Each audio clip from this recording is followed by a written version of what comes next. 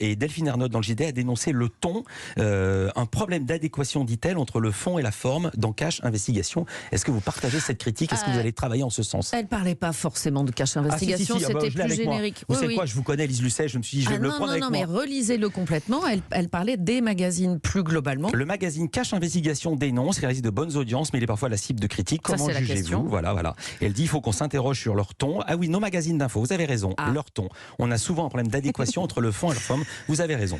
Mais en l'occurrence, je pense qu'il faut toujours s'interroger sur nos émissions.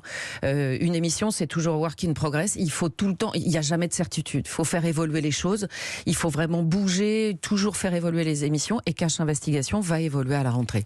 Au début de l'été, quand Delphine Ernotte faisait sa campagne pour sa réélection, il y a une brève dans le Canard enchaîné qui annonçait qu'elle avait fait discrètement savoir à l'Élysée qu'elle allait se séparer de vous si elle était reconduite. Non, encore une fois. Comment vous l'avez pris? Non, la brève, c'était exactement, on va la retrouver ensemble, c'était en gros dans la feuille de route du prochain président de France Télévisions, quel qu'il soit, de gentiment m'enlever des grilles de programme.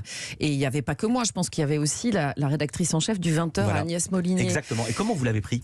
Écoutez, vous en avez parlé avec Delphine Ernotte? Non, j'en ai pas parlé avec Delphine Ernotte parce qu'en fait, je sens de sa part depuis 5 ans, maintenant un peu plus de 5 ans, un soutien indéfectible, mais pas à l'égard de ma personne, à l'égard du journalisme d'investigation et du journalisme d'enquête.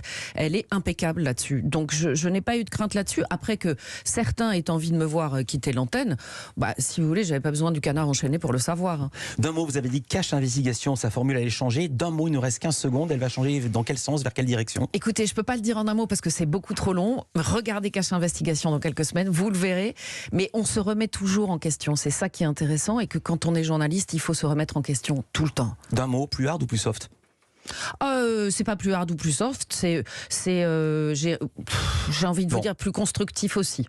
Merci beaucoup Élise Lucet. Un été pour tout changer, c'est ce soir sur France 2, c'est le retour d'Envoyé spécial et Culture Média continue. Merci d'avoir été avec nous. Merci. Le rappel des titres de 10h, puis Eva Rock et Bertrand Chameroy pour son écran de veille avec un document exceptionnel sur le Tour de France. Je peux vous dire, vous allez en entendre parler sur France 2. Ensuite Arthur H pour un concert inédit et la réédition d'un récit autobiographique et puis les indispensables, une série et un comics. À tout de suite.